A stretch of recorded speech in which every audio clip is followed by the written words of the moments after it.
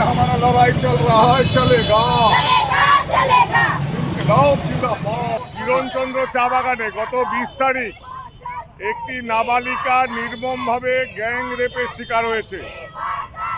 আরজিকর কাণ্ডের পরে প্রবাহমান ঘটনা পশ্চিমবঙ্গ জুড়ে, উত্তরবঙ্গ জুড়ে চা বাগানগুলিতে একের পর এক গণধর্ষণের শিকার আদিবাসী মেয়েরা।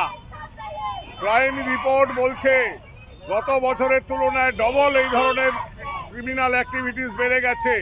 পুলিশ প্রশাসন ব্যর্থ, তোলাবাজিতে ব্যস্ত পুলিশ প্রশাসন। নেতা মন্ত্রীরা কামাই করার জন্য বালিপাথর লুটে ব্যস্ত। খনি বিক্রি হচ্ছে, মাটি বিক্রি হচ্ছে, জল বিক্রি হচ্ছে, সব বিক্রি করে খাচ্ছে। আদিবাসী মেয়েরা ধর্ষিতা হচ্ছে, তার বিচার হচ্ছে না। এবং এই বিচারের দাবিতে আমরা আজকে থানা ঘেরাও করছি। আমরা থানা ঘেরাও করে আজকে বিক্ষোভ প্রদর্শন হলো।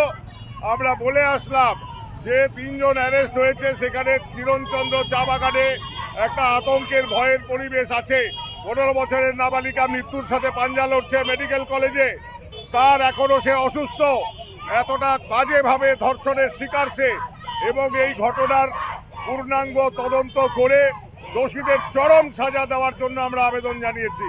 এবং এই সাজা দেওয়াতে কোনো রকম যদি গাফিলতি হয়, এই প্রশাসনের বিরুদ্ধে অল আউট আমরা সমস্ত চা বাগান স্তব্ধ করে দিব।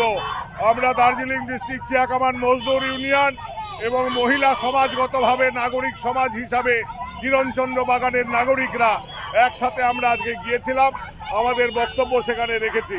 যদি এর সুবিচার না হয়, দোষীরা চরম সাজা না পায়, বড় থেকে বড় আন্দোলন আমাদের সংগঠিত হবে।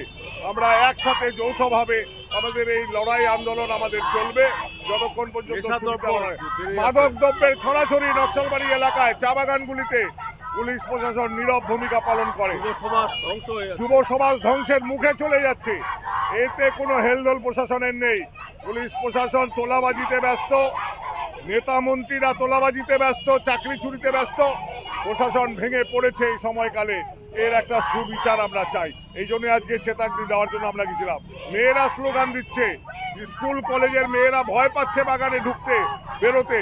এরকম ভাবে ধর্ষণ যদি হয়, খুন যদি হয়, তাহলে পরে কোথায় গিয়ে দাঁড়াবো আমরা?